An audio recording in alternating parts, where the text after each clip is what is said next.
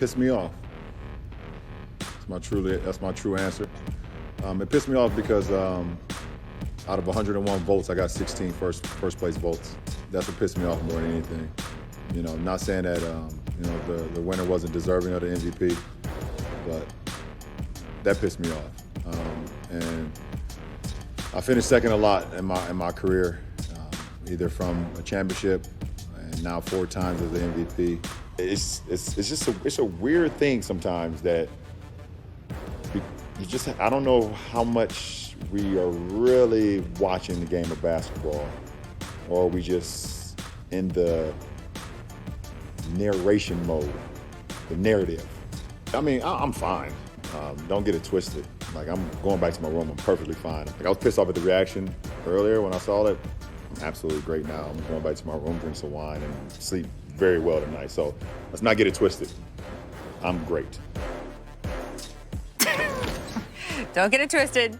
He's got the wine. Welcome back to The Jump. I'm Rachel Nichols, still here with Ramona Shelburne, Richard Jefferson. Those were LeBron's remarks after finding out he was runner-up to Giannis for MVP this season. It was the 4th time in his 17-career career he has finished up as runner-up, tied with Jerry West and Larry Bird for most all time. So, Ramona, you voted for LeBron James. Does he have a point about awards voting?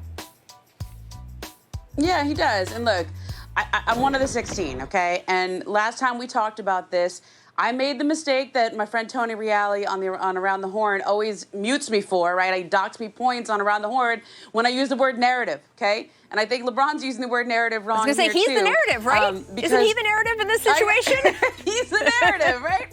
He's the narrative. He's the one with the story. Giannis is actually not the narrative. Giannis is the statistical winner. By every statistical measure, Giannis should have won. Giannis was the best player, the most valuable, all of that. If you want to get into that, I look at the totality of LeBron's contributions this year. I gave him points for leadership. I give him credit for taking a team that had been out of the playoffs for 6 years to the #1 seed in the Western Conference, for integrating with Anthony Davis. Those seem to be big. That takes a lot, and that's why I voted for LeBron. He led the league in assists at age 35, played a new position at point guard. Giannis, to me, had a spectacular season. I voted for him last year. This is not personal, but let's talk a little bit about the broader scheme of awards voting. Oh, yes. There are a lot of awards voters. Yeah, okay? There are a lot of voters. There are over 100 people who vote for MVP. And I knew when I voted for LeBron that I was going to be in the majority this year. Sorry, in the minority this year.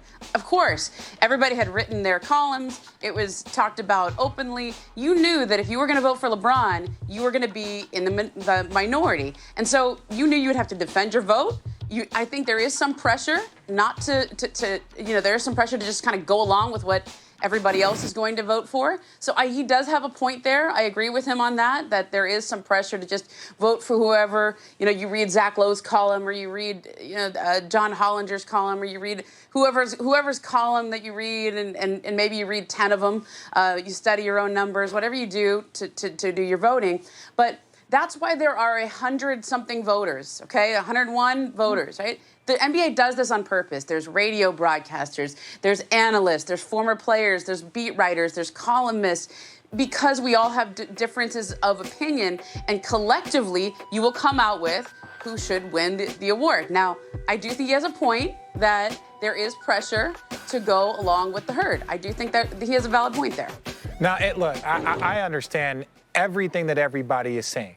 And I feel bad because it's kind of like when you have those MJ versus LeBron conversations, because it's like, well, by saying one is better, it's like you're trying to demean the other. We're not trying to say that Giannis didn't have an amazing season. That's not the conversation. We're not trying to say, and most people would say, look, Giannis would be second at worst. But ultimately, Giannis might not care about these things now. But when Giannis is 31 years old and he's having seasons that are just as good as the one he's having, but because there's somebody newer and younger and shinier coming along, and that person had a historic season, now all of a sudden his accomplishments at a much later age, and that should have, in my opinion, that should be accounted for. When you're doing things at an age that have never been done, when you're doing things in your career that have never been done. That was one thing that somebody pointed out to me that it never took into place.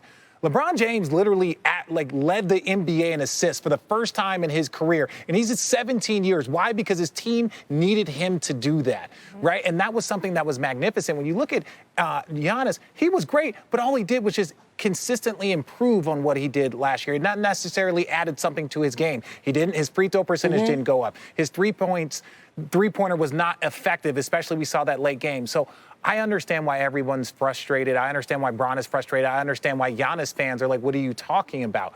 It's just weird the way we're going about this, and there needs to be an adjustment in it because Giannis had a great statistical season, but I don't know if he was the best player in basketball last year. He was, I mean, that is, of course, what poor Ramona has now heard me say for 5 straight years. That is the question, right? Yeah. That is the point. That is the inflection point we're at. And frankly, it is even more of an issue now than it was when I started talking about this 5 years ago, because with every year, the statistical pressure of all of that has gotten so great because we have more statistics. We have more access to games, actually. When I started covering the NBA, you got a game of the week on national television, and that was kind of it. And people saw Michael Jordan a million times and all of that. Now we have access to all the tape of every single game, every stat imaginable. And you're talking about, Richard, LeBron's context of hey, he did this in this season, or Giannis didn't add this to last season. Again, right now, that is not what they tell you to vote on. And they don't give you the most clear instructions, but they do say it's supposed to be on this particular regular season.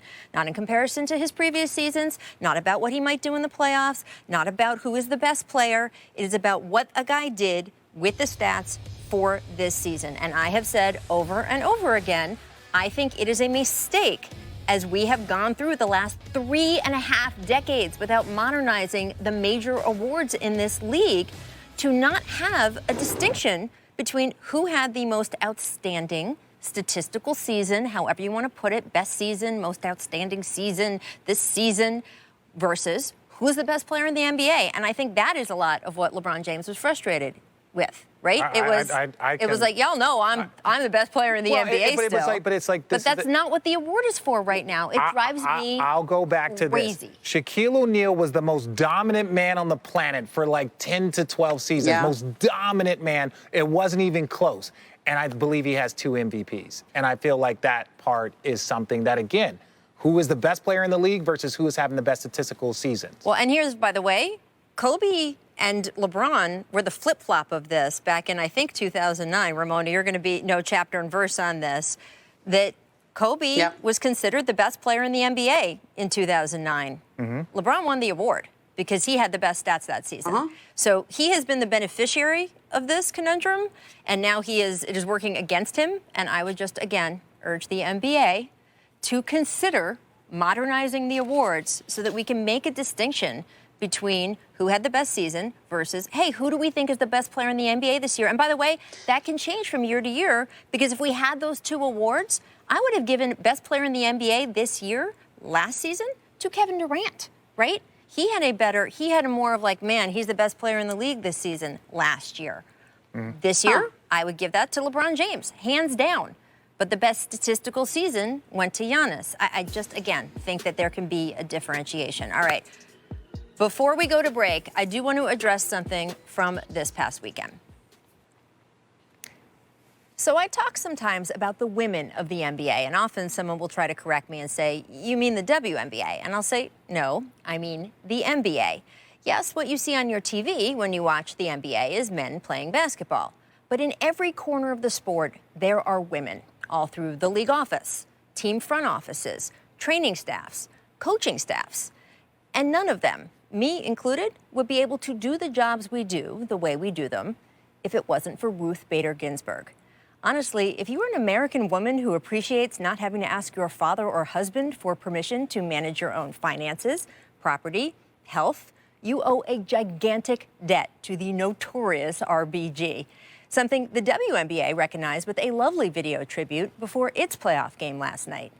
So it was surprising then, and disappointing, frankly, when the NBA chose not to do the same. Despite that it was just last month the league held such meaningful moments of silence for not just politician and civil rights icon John Lewis, but actor Chadwick Boseman. If you are a league that holds equality as a core value, and I know for sure that this league does, the icons of that equality can't just be those who helped the men that we all see on TV, but those who paved the way for the women who work right alongside them. After all, the NBA is significantly stronger because of all the women who work in and around it. And we are all significantly stronger because a young lawyer dedicated her life to allowing us to have those opportunities. So thank you, Ruth Bader Ginsburg. I don't know how much basketball you watched, but I know you had a hand in making our game better. And I know you will be missed.